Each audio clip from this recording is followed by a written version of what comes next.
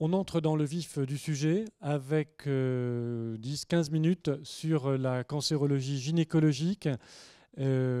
Kaïssa, Patricia Potier, et on va discuter tout de suite peut-être avec toi Patricia des plus grandes études présentées lors de ce congrès et on parlera ensuite des associations d'anticancéreux avec toi Kaïssa. Patricia.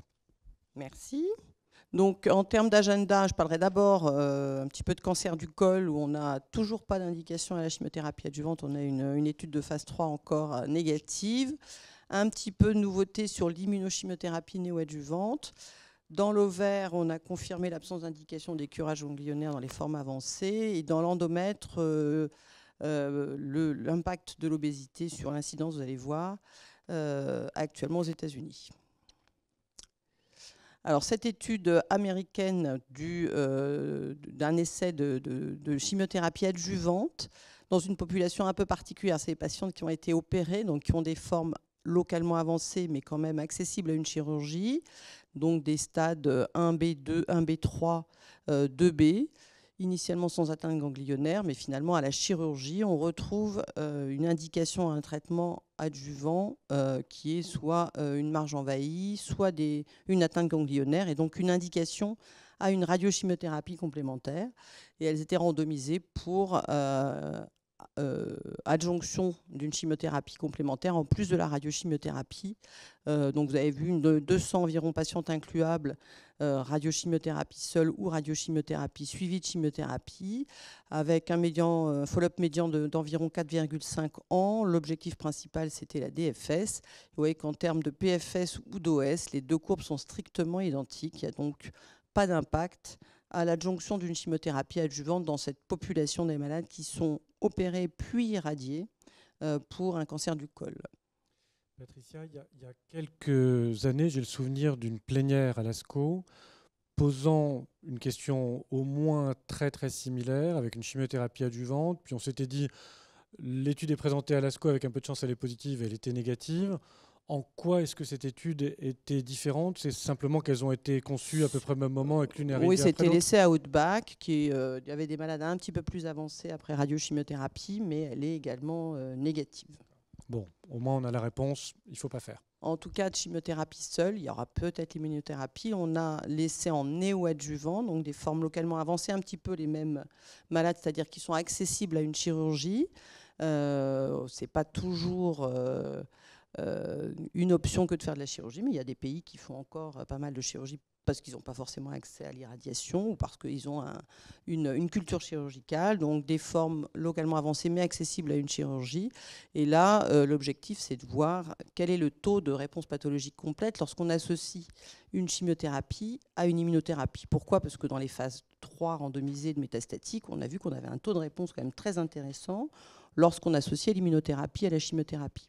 Donc, c'est d'essayer de le translater à un stade plus précoce. Et donc, dans cette étude, c'est une phase 2 chinoise de 47 malades évaluables. Et elles ont reçu donc une association de platine Taxol et puis un anti-PD1 en association à cette chimiothérapie. On voit un taux de réponse complète pathologique de 38%, ce qui est quand même majeur, alors qu'on n'a eu que 2 cures de néoadjuvant. Alors après, elles ont été opérées. Il y en a quand même 22, donc la moitié qui ont nécessité malgré tout une radiothérapie complémentaire parce qu'elles avaient des facteurs de mauvais pronostic, comme une atteinte ganglionnaire par exemple. Et puis celles qui n'avaient pas de radiothérapie complémentaire, elles avaient de l'immunothérapie en adjuvant à ce moment-là. Donc c'est une deuxième étude de phase 2. Il y a une autre étude, une grande étude chinoise avec une autre molécule, mais du même type, qui associe également du platine, du Taxol et un anti-PD1 en néoadjuvant avec la chimiothérapie, avec des taux de réponse complète pathologique à peu près identiques, entre 35 et 40%. Donc c'est peut-être l'avenir avant radiochimiothérapie, puisque là, on touche une population qui est quand même assez restreinte, mais dans les formes localement avancées, le standard, ça reste la radiochimiothérapie. Donc, on se dirige maintenant vers du néoadjuvant immuno, puis de la radiochimiothérapie, peut-être, avec ou sans immunothérapie. Et du coup, j'allais te demander, pour translater ça avec ce qui est plus un standard européen, en tout cas français, est-ce qu'il y a des études de phase 3 qui sont construites, en cours, planifiées? Il y a des études de phase 3 qui sont planifiées. Ce qu'on a fait, c'est de la radiochimiothérapie associée à de l'immunothérapie, mais sans néoadjuvant. Et là, les études sont plutôt négatives, sauf une étude récente avec le pembrolizumab, mais où on a quand même des formes très avancées et où le sous-groupe des stades 3, qui sont presque métastatiques, l'emporte. Et là, il y a une AMM aux États-Unis pour les stades 3. Mais pour les formes localement avancées strictes, ça n'amène pas énormément de choses que de faire de l'immunothérapie à la radiochimiothérapie. Donc là, c'est peut-être une piste que de commencer par l'immunochimiothérapie. Pardon. Alors dans l'ovaire, on a déjà montré il y a quelques années l'impact de l'absence de curage. Finalement, on a longtemps fait des curages pelviens et lombo-aortiques dans les formes localement avancées, les stades 3-4, surtout les 4A avec une atteinte pleurale, des cancers du col séreux de haut grade, avec un impact important sur la morbidité. À la fois opératoire et post-opératoire pour les cancers de l'ovaire. Donc, il y a déjà une étude qui a montré que lorsqu'on n'a pas d'atteinte ganglionnaire au scanner initial pour des formes chirurgicales d'emblée, il n'y a pas d'impact sur le pronostic de faire des curages ganglionnaires lorsqu'elles ont une indication à une chimiothérapie complémentaire. Là, c'est la même chose sur des formes un peu plus localement avancées, puisqu'on a beaucoup de chimiothérapies néoadjuvantes. Elles étaient incluables dans l'étude, mais elles avaient également pas d'atteinte ganglionnaire au scanner initial avant tout traitement. Et donc, c'est une étude française qui a randomisé la chirurgie ganglionnaire versus l'absence de chirurgie ganglionnaire. On voit que dans le bras chirurgie, il y a quand même plus de 40% d'atteinte ganglionnaire. Donc, malgré tout, c'est quand même des formes qui ont des atteintes ganglionnaires. Et lorsqu'on regarde les courbes de survie et de survie sans progression, pareil, aucun impact du curage. Par contre, en bas à gauche, vous avez un impact significatif sur la morbidité opératoire, les transfusions et les morbidités post-opératoires. Et donc le message global, c'est plus de curage dans l'ovaire, ni pour les formes N0, ni pour les formes N+. Non, c'est pas de curage pour les formes avancées N0 au scanner. Ici, mais il y avait la précédente étude. C'était pareil, c'était N0, mais c'était des malades qui étaient moins avancés, qui avaient une chirurgie d'emblée. Donc, le message, c'est pas de chirurgie pour les formes avancées. Par contre, pour les formes précoces, c'est des chirurgies de stadification. C'est-à-dire ça n'a pas d'impact sur la survie, mais ça a un impact sur la prise en charge. En particulier, l'indication des PARP ou du BEVA. Entre un stade 2 et un stade 3, on a une indication différente. Donc, on fait encore des curages de stadification. Ce qui est étonnant, mais c'est l'inverse de ce qu'on faisait auparavant finalement. Alors, une étude européenne, on a montré déjà que l'immunothérapie seule dans le cancer de l'ovaire n'avait pour l'instant aucune place, si ce n'est peut-être dans les cellules claires, que ce soit seule ou associée à la chimiothérapie. En première ligne, il y a un grand essai négatif. En rechute platine sensible, c'est l'essai Atalante qui a été montré l'année dernière, qui est négatif. Et là, c'est dans la catégorie des platines résistants, où on associe une monochimiothérapie au BEV, plus ou moins la tezolizumab, avec une stratification sur le statut PDL1. Ils étaient biopsiés à l'entrée. Enfin, c'était vraiment une très belle étude. Et cette étude qui avait un double objectif, l'augmentation de la PFS et de la survie, et comme vous le voyez, encore une fois négative. Et ce, quel que soit le statut PDL1, quel que soit le statut à l'entrée de l'étude. On n'a pas d'impact de l'immunothérapie lorsqu'on l'a fait avec de la chimiothérapie et des anti-angiogéniques dans le cancer de l'ovaire. Il nous reste les PARP. Il y a une étude dans les platines sensibles qui est négative, mais on attend les résultats en première ligne de traitement. C'est les prochains résultats importants en première ligne. Pour l'instant, aucune indication d'immunothérapie, d'immuno checkpoint dans le cancer de l'ovaire. Et puis pour l'endomètre, ça c'est des essais strictement américains, mais qui peuvent se translater sur l'Amérique du Sud maintenant et probablement sur l'Europe bientôt. C'est l'impact de l'obésité sur l'incidence du cancer de l'endomètre aux États-Unis. Vous voyez qu'entre 2010 et 2020, déjà, vous avez presque doublé l'incidence des cancers de l'endomètre, qui était en 4e position chez la femme et maintenant en 3e, et qu'en 2030, ils passeront en 2e position derrière le cancer du sein, avec une incidence qui sera triplée. Donc c'est vraiment un problème de santé publique majeur.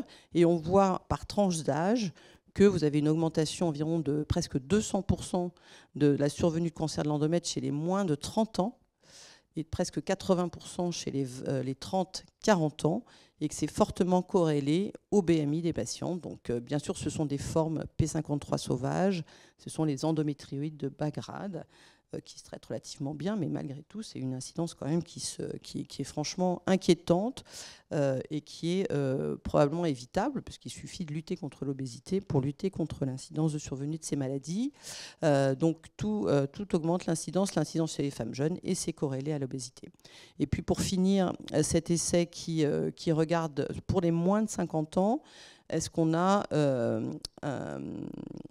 on a certaines indications de traitement conservateur utérin chez les patientes qui ont des petites formes, des endométrioïdes bien différenciées. On peut proposer des hormonothérapies pour pouvoir conserver l'utérus, permettre une grossesse, et on fait une chirurgie souvent dans un deuxième temps.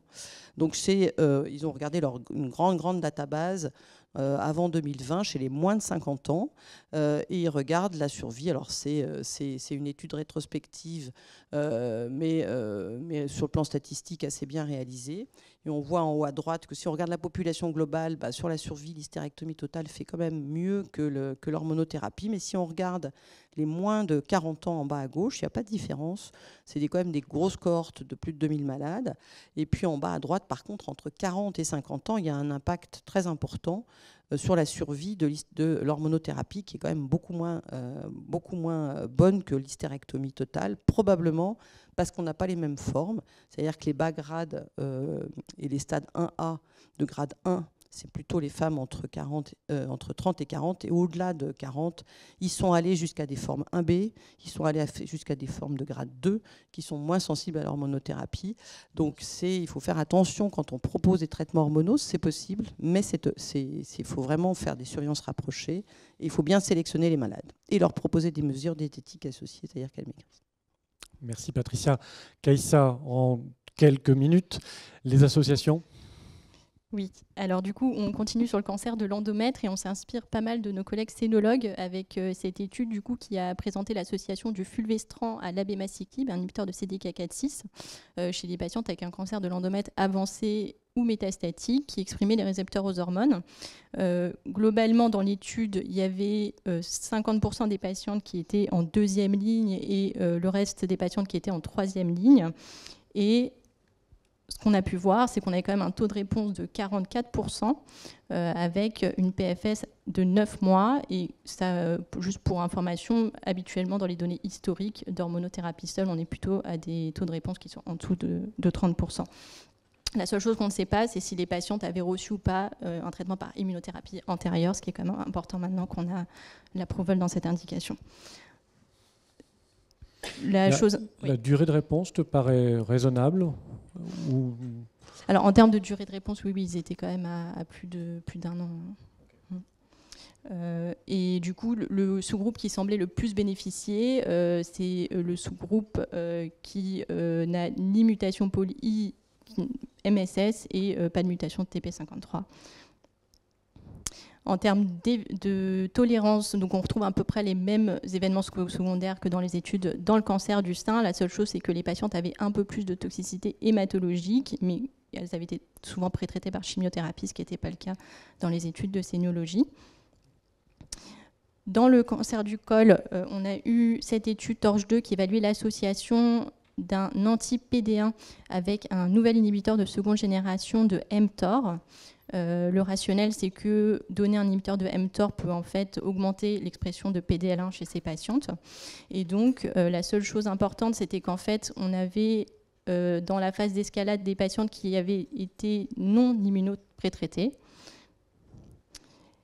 C'était dans la majorité des cas des patientes avec des carcinomes épidermoïdes du col. On avait 42% des patientes qui avaient un PDL1 supérieur à 1%, 29% qui avaient un PDL1 négatif.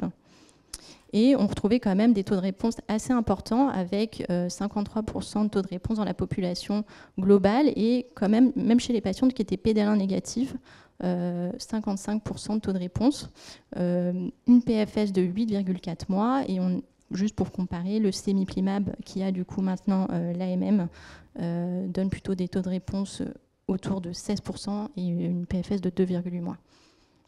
Donc assez impressionnant. Le souci, c'est que c'est quand même une combinaison assez toxique, puisqu'on avait environ 40% des patients qui ont fait en fait un événement indésirable de grade 3 ou plus relié au traitement. Souvent, ces événements indésirables étaient plutôt des hyperglycémies et des rash.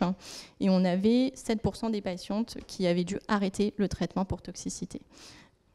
Est-ce que du coup, les auteurs ont annoncé une phase 3 ou une volonté de revoir cette association avec des doses plus raisonnables? Alors, ça n'a pas été annoncé, mais je pense que de toute façon, ils ne pourront pas aller plus loin s'ils ne revoient pas leur schéma d'administration. Et la dernière chose, donc il y a eu dans le cancer de l'ovaire, on a pas mal d'études qui ont évalué des combinaisons avec les inhibiteurs de PARP pour essayer de resensibiliser les patientes, souvent avec des inhibiteurs d'ATR. On a pas mal de data actuellement. Et donc pour la première fois, on a eu la présentation d'une nouvelle molécule qui est un inhibiteur du USP1, qui en fait joue un rôle au niveau de la fourche de réplication en combinaison avec BRCA1. Ce qu'on sait des données précliniques de ce type de molécule, c'est que avoir une anomalie de BRCA1 ou BRCA2 peut être un marqueur prédictif de réponse. Et donc les données qui ont été présentées étaient notamment celles de la combinaison en phase d'escalade avec l'olaparib. Et donc 40% des patientes de cette cohorte étaient des patientes avec des cancers de l'ovaire. La plupart étaient platine résistantes, avaient reçu quand même pas mal de lignes de traitement avec une médiane de 4 lignes antérieures et 60% avaient reçu un inhibiteur de PARP avant. En termes de toxicité, on s'attendait quand même à une toxicité hématologique avec ce type de combinaison, mais on avait quand même plus de 70% de grade 3 ou plus en termes d'anémie. Ce qu'il faut juste remarquer, c'est qu'ils avaient des critères quand même assez larges pour ce type d'études en combinaison, puisqu'en fait, les patientes pouvaient avoir moins de 10 grammes d'hémoglobine à l'inclusion, alors qu'habituellement, on met plutôt des critères au-dessus de 10 grammes, et donc il y avait 45% des patientes qui ont fait une toxicité de grade 3 qui avaient moins de 10 grammes d'hémoglobine. En termes d'efficacité, donc c'est très peu de données parce qu'il y avait seulement 10 patientes qui étaient évaluables, mais on a quand même un petit début de signal d'efficacité puisque, comme vous le voyez sur la droite, donc c'est 3 patientes avec des cancers de l'ovaire et notamment une qui est en réponse partielle. Les 3 étaient mutées BRCA1 ou BRCA2 et avaient reçu un traitement antérieur par inhibiteur de PARP. Réponse aussi biologique chez des patients qui ont un cancer de l'ovaire ou des patients avec un cancer de la prostate. Merci beaucoup. On a peut-être le temps de prendre une question dans la salle, s'il y en a une. N'hésitez pas à bien vous montrer, parce qu'on ne vous voit pas très bien d'ici. C'est bon. Merci beaucoup à toutes les deux. Merci. Merci bien. Vous restez avec nous et on parle des cancers thoraciques. Et on peut les applaudir.